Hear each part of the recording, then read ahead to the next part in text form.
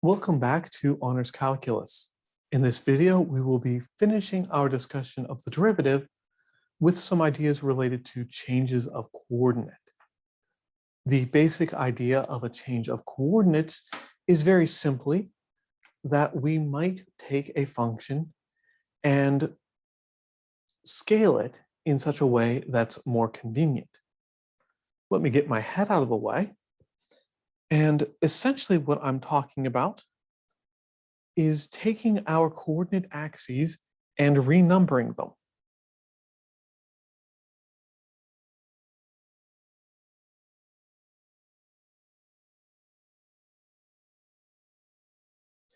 Instead of having our x and y axes oriented like this, it might turn out that it's convenient to renumber our scaling so that our origin moves here to 1, 1.5, and instead of counting by ones, we count by twos.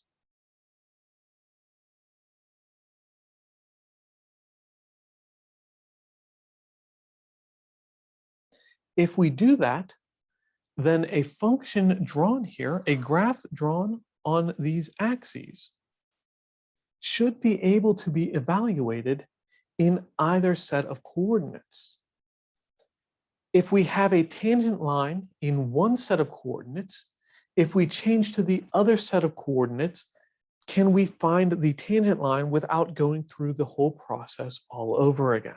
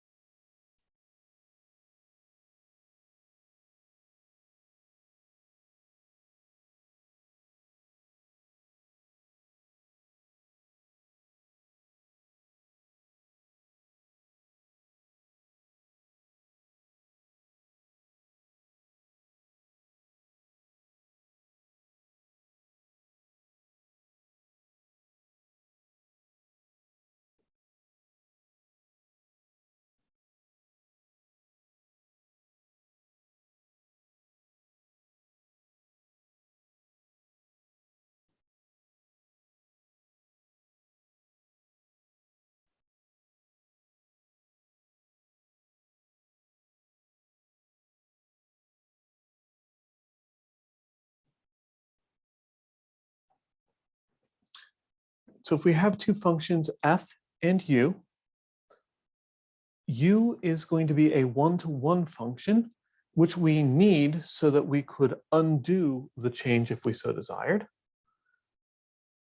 Then we simply take our points f of x that are the graph of y equals f of x, and we evaluate them at u of x instead.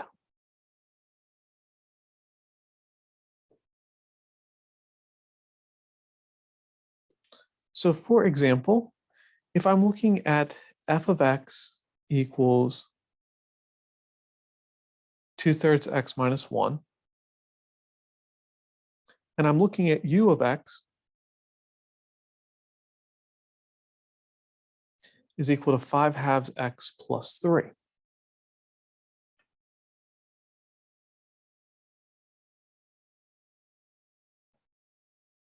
If I want to graph y equals f of u of x, in this case, the two functions are straight lines. And in fact, when I compose the two functions, the result is still going to be a straight line.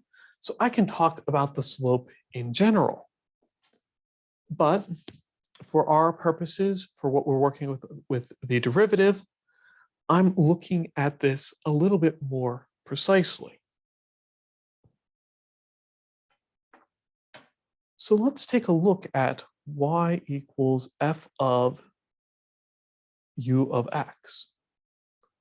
Well, we can simply evaluate that composition. That will be 2/3 times 5/2 x plus 3, all minus 1. And 2/3 times 5/2 is 5/3.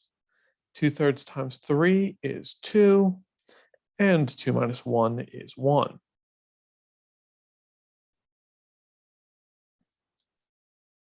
So, in the simple case of a linear transformation or a linear change in coordinates on a linear function, we essentially end up multiplying the slope. The slope of our original function was 2/3, and under the change of coordinates, the slope is 5/2. I'm sorry, not 5/2, 5/3. Looking at the wrong place.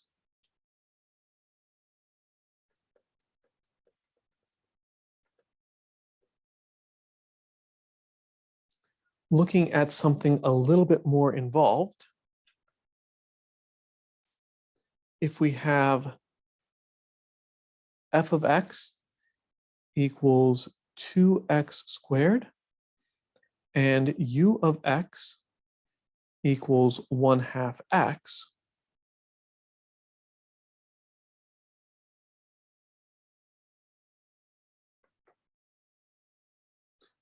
we can evaluate f prime at 1 and come up with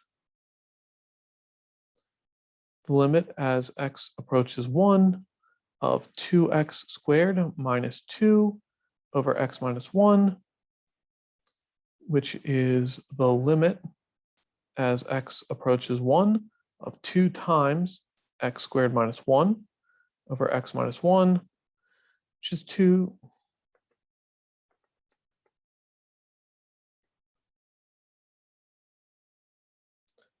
times x plus 1 times x minus 1 over x minus 1, and the x minus 1's cancel each other out, leaving us with the limit as x approaches 1 of 2 times x plus 1.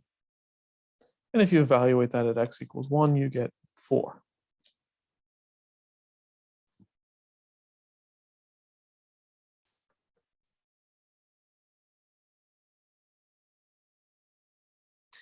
If I want f prime of u of 1, well, I guess I could evaluate that, right? Before I get there, I'll have to evaluate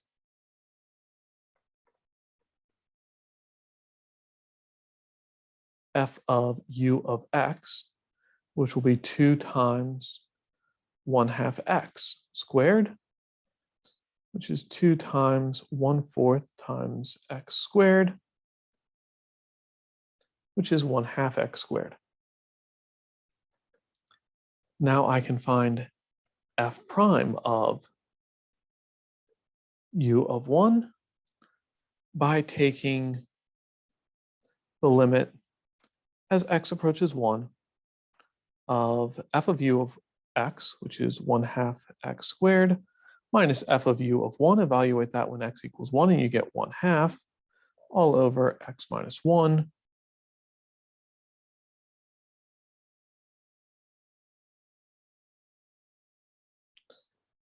And why am I being lazy and keep leaving the limit off here when I'm writing this out? I apologize.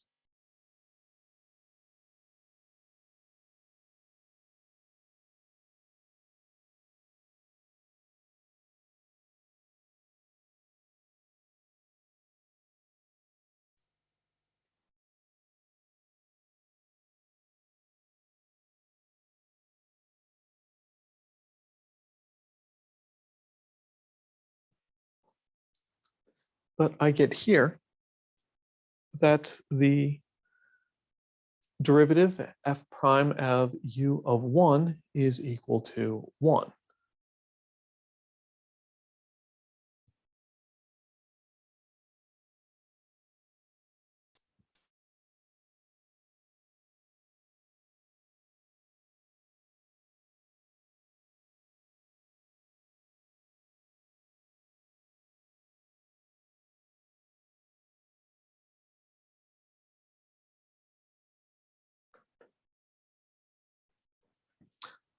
All right, how did we get from 4 to 1?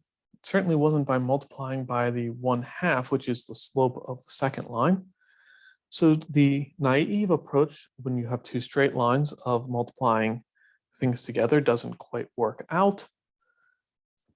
And instead, we need a somewhat more complicated approach.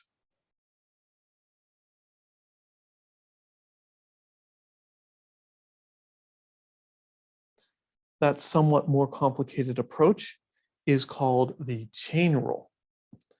And the chain rule says that if we have a function f and u,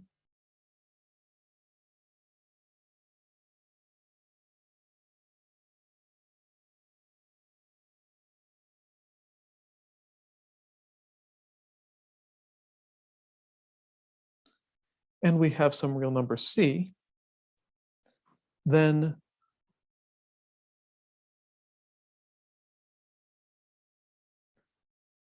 f composed with u prime at c is f prime evaluated at u of c times u prime of c.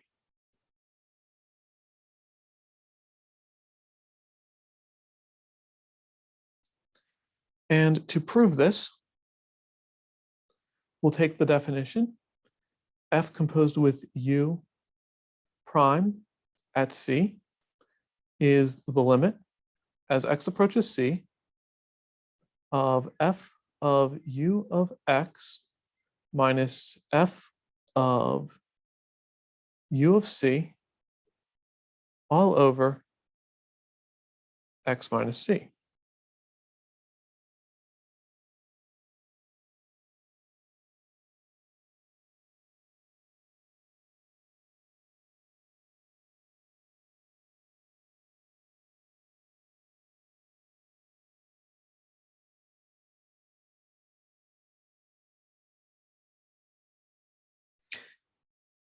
And if we can look specifically at the case where u of x and u of c are not the same thing, then we can do some creative multiplication.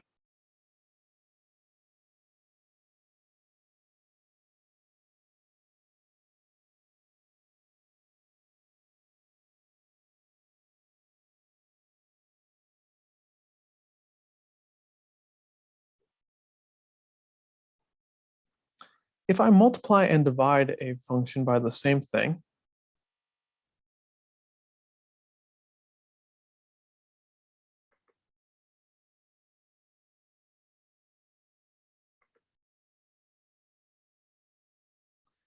then I haven't really changed anything at all. It's a basic tenet of mathematics. And a basic tenet of mathematical proof is that when you don't know what to do, make a mess of everything.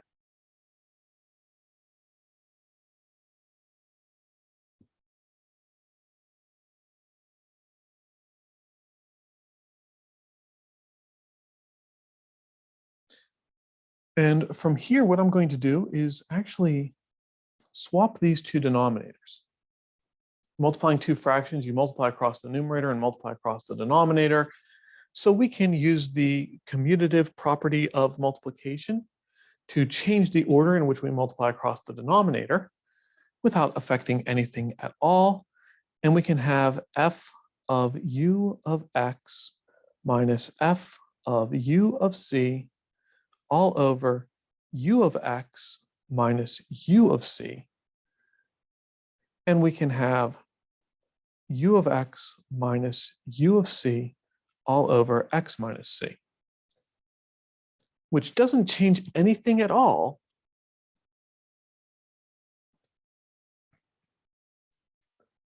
but it does show us where we have gone.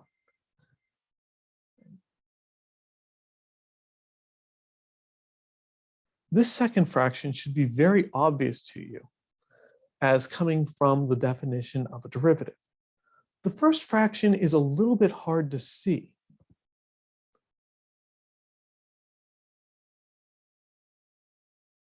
But we are taking f of something minus f of something else and we're dividing by that something minus that something else. So that's what we are trying to do here. That's why we're taking this approach.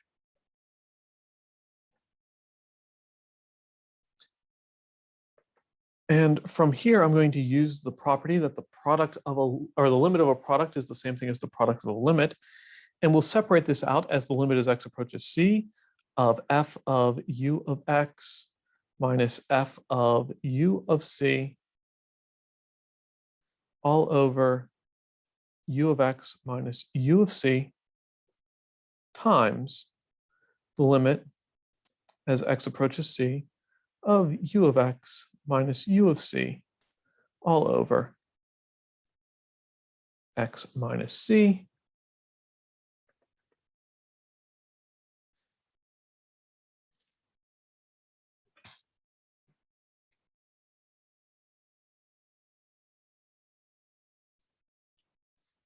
And we can go through a bunch of machinations here on that first limit.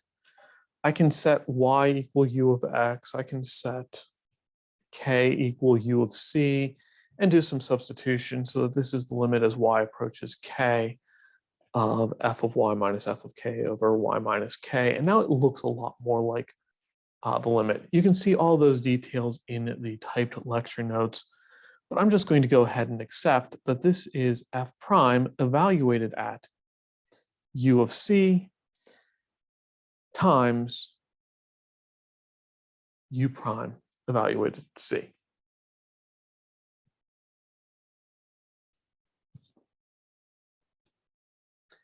And in splitting out these two ideas like this, it can at times make life easy on us when we are looking for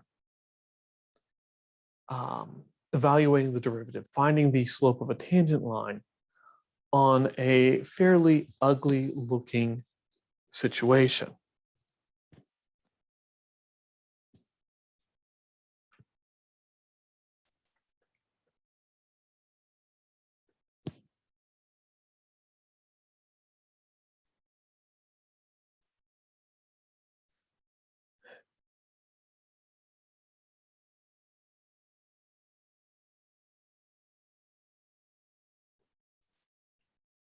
For example, if I have the functions f of x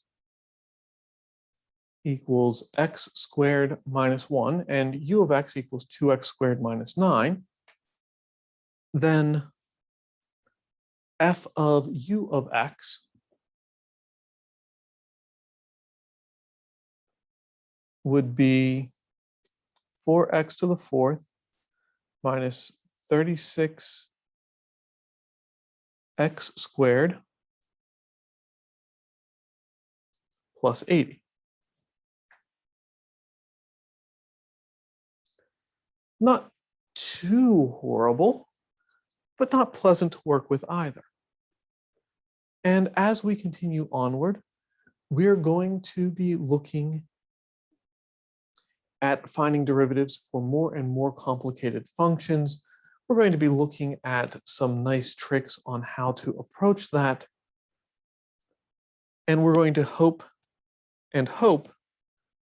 that we can find ways of making this easier, and certainly we will.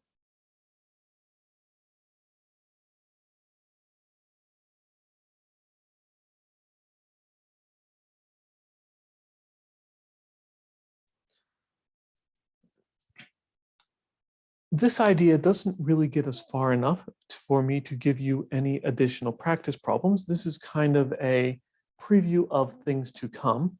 This idea of the chain rule is going to come back and be valuable to us, quite valuable to us in the upcoming lessons. So there is no practice exercise here. Go ahead and write down that there is no practice exercise for this video. I'll wrap up on that, and I'll see you next time.